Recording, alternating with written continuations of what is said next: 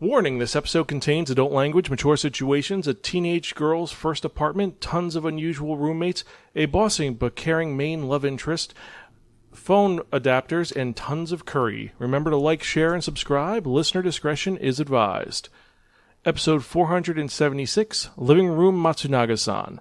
Hello and welcome to another episode of the Spiraken Manga Reviews, some podcasts and bang reviews about connectly enhanced narratives. I'm your host, Xan, saying konnichiwa, aloha, bonjour, and what's up? Hope all of you are doing well out there in Internetland.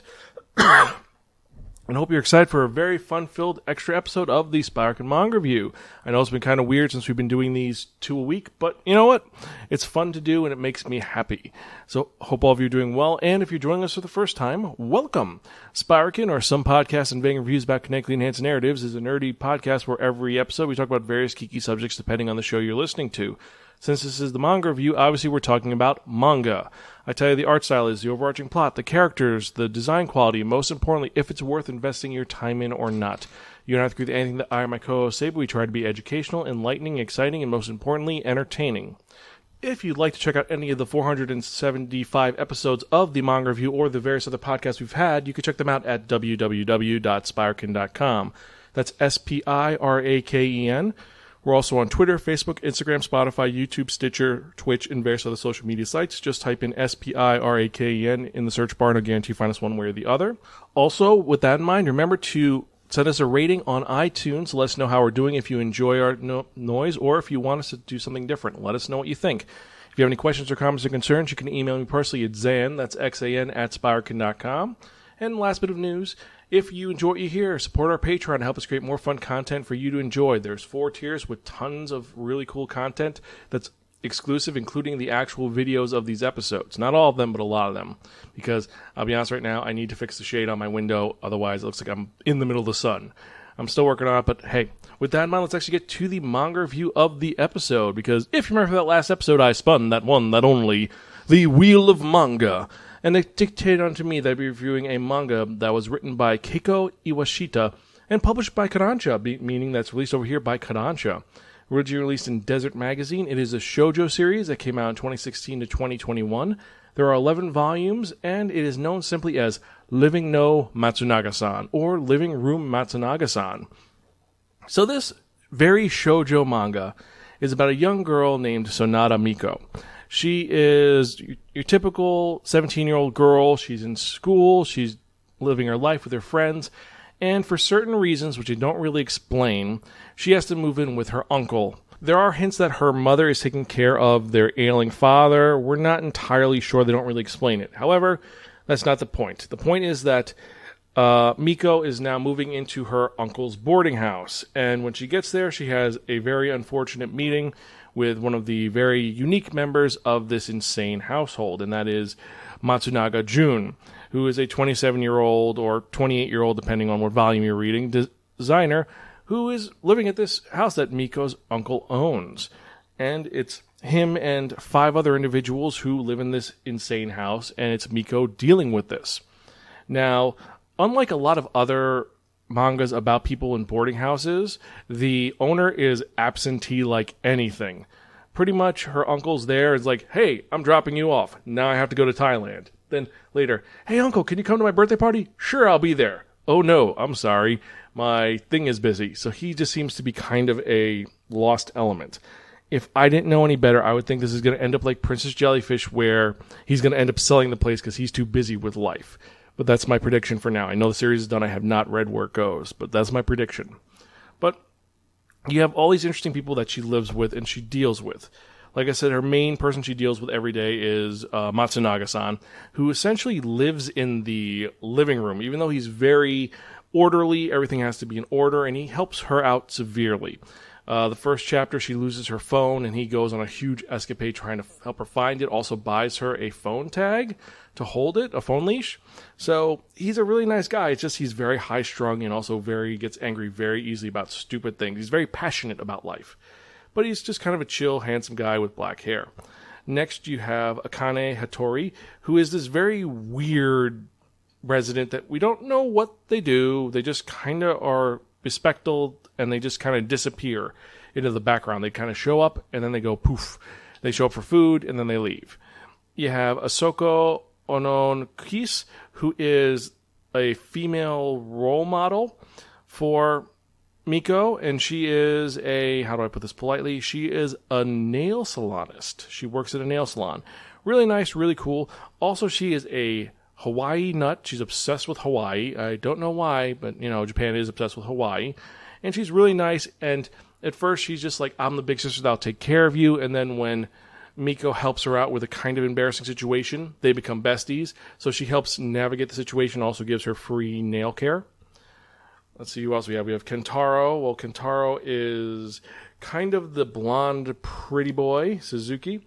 He's flirting with all women possible. Like when they first introduce him, he is a girl walking out of his room. And they're like, oh, that's a new one. So he just is this handsome prince that has a horrible personality. He's kind of a prick. I think he's negging a little bit, but not really. The last one we have is Shojo Ryo, who's this college student who doesn't really say much, but he hangs out with the apartment's cat, who, the fun thing is the cat, she is in love with Matsunaga-san.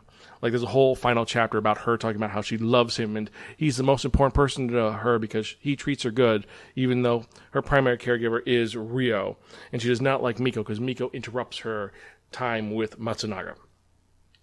But the whole thing is that Mikko and Matsunaga, it's them kind of falling in love with each other. She develops a crush on him because he helps her out. Like when she first moves in, he drill marches her to her room, says, listen, take out all your stuff. We're not doing winter stuff. You need your summer stuff out now. And what else do you need? Do you have hangers? No, go buy them.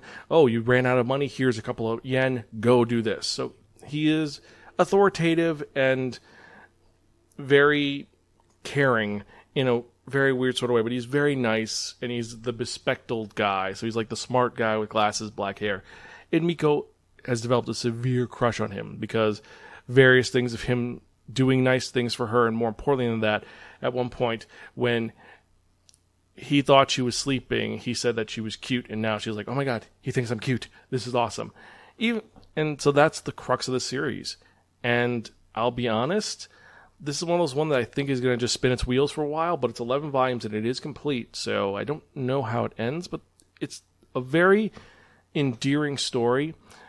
And I love some of the side characters, and Matsunaga and Mikko, they're kind of stereotypical. Matsunaga is the hot-headed, anger-issued guy who's kind of sundery, but he's really nice. And then Mikko is the kind of airheaded girl who tries the best she can, even though she's really, really dumb. Like, she does some really stupid things. And she's not really super amazing at anything. Like, the only thing she really can do is kind of cook. But it's not like she's like a Shinobu from Love Hina where she can cook tons of gourmet meals. It's not that. She cooks curry, and she's good at cooking curry. That's it. She does try to make some other food, and it kind of works, but that's her thing. Also, the first volume has a couple of very kind of embarrassing situations, like Matsunaga and Mikko get stuck in the restroom together because the door breaks, and they end up having to sit together in a very awkward way, and then he has to go to the bathroom, and it gets very like, what the hell's going on? So yeah, it is a little cringy, but it's not terrible for a shoujo series. So that is the story itself. Now, the art style is endearing, attractive, and more importantly, very charismatic for the style. It makes you want to know more about these characters. Everyone is drawn in a very unique style that fits them perfectly. Simple elements are done well. And like in most shoujos, there's no attention to detail to the background. Like, you may see a couple of lines saying, this is a room, but you don't have this very elaborate design for the room. You don't have much. It's just very basic. It's the characters you're focusing on.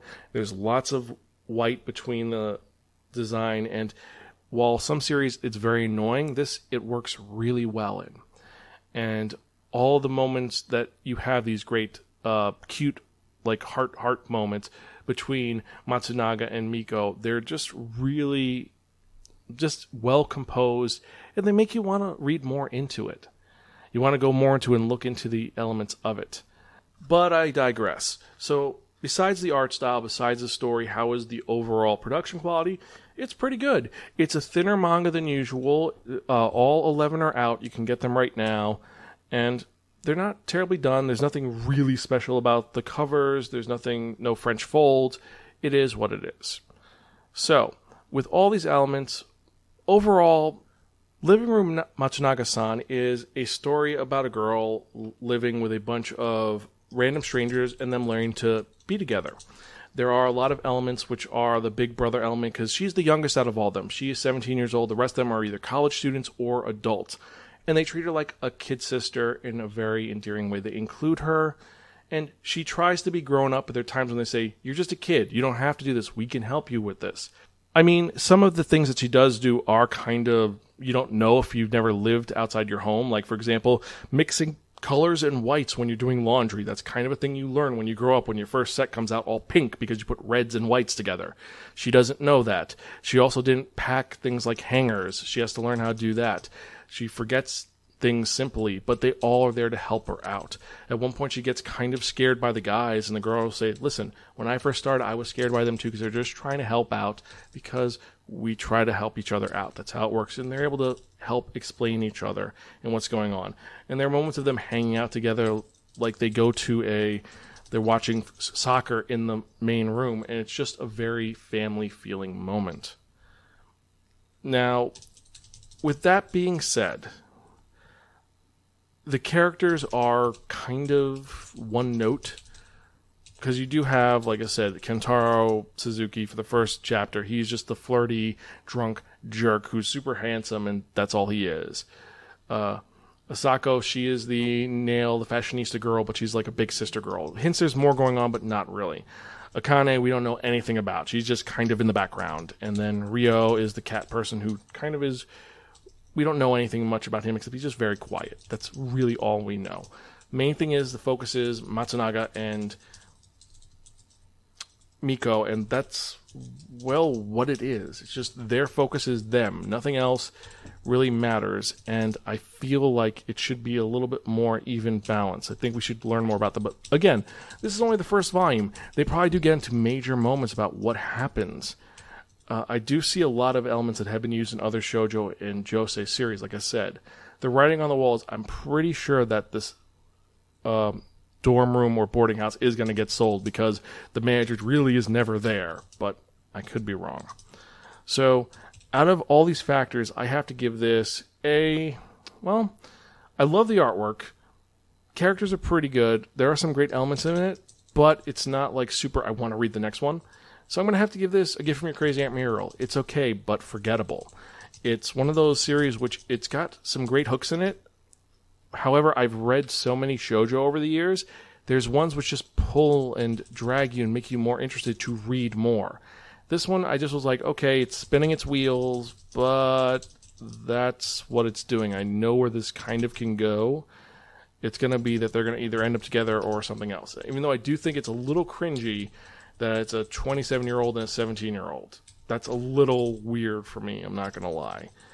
I know that technically it's legal. 17 is legal in a lot of countries, but it's still weird. But I digress. So those are my thoughts about Living Room Matsunaga-san. If you agree with me, let me know. Email me at zanspiraken.com or tweet me at Spiraken. Let me know your thoughts on if you enjoy this, if you think I'm wrong, if you think I completely missed something, or if you want to spoil what does happen if I'm right that it actually seals up, or how this series ends. I've also heard a lot about Keiko Iwashita, that she makes amazing series, but then she could never make a great ending. I don't know if this is true or not, but if you've read this and you've read the ending, does she actually land and make a good job, or does she just mess up completely? Let me know. And so, since this is the Friday show, we're not going to have the manga release of the week. However, here's the cool part. I do have to say two big announcements. First off, if you are in the United States, I hope you have an amazing Independence Day weekend. Be with your loved ones. Have a great time. Stuff's going on, so I'm going to deal with that. But I hope you have a great Independence Day weekend and have a great Independence Day. That's the first bit of news. Second bit of news, something a little more interesting and intriguing. One of my panels has been accepted for Otakon 2022. Yes, I will be presenting at Otakon. What panel was accepted? Was it the Insane Manga Challenge? No, that's been waitlisted. The one which was accepted was Cats, Dogs, and Everything in Between, a manga for pet lovers. So if you want to check out my panel where I talk about pets and other cool stuff, check them out at Otakon this year. I'll give you more information as I find out more. So now that is out of the way, beforehand, remember to like, share, subscribe the podcast. I hope you enjoyed this episode. As usual, I appreciate each and every one of you. You're all really awesome. Thank all of you for listening and checking out this podcast and sticking around for these 400 episodes. For all my Patreon members, What's Up Society members, hope you're doing well. I've got 2 really cool new things for you, which are going to be released specifically for What's Up tier and obviously the Buongiorno tier. So stay tuned for those. So with that in mind, let's get to the part that you've all been waiting for. And what am I talking about? I'm talking about that one, that only, the Wheel of Manga! Yes, friends, the Wheel of Manga, except no substitute. Now, what is the Wheel of Manga? The Wheel of Manga is a Wheel of Fortune with 10 slots on it. And what I've done is I've assigned a manga title to each of the 10 slots. So we're going to do is we're spin that one, not only the Wheel of Manga, whatever number it lands on, the manga that's in that number slot is the one I'm going to review in the next episode of the Spiraken Manga Review, episode 477. That is 22 away from episode, actually 23 away from episode 500. And I'm excited to see what we're going to review because we've got some really good stuff on here. So let's spin.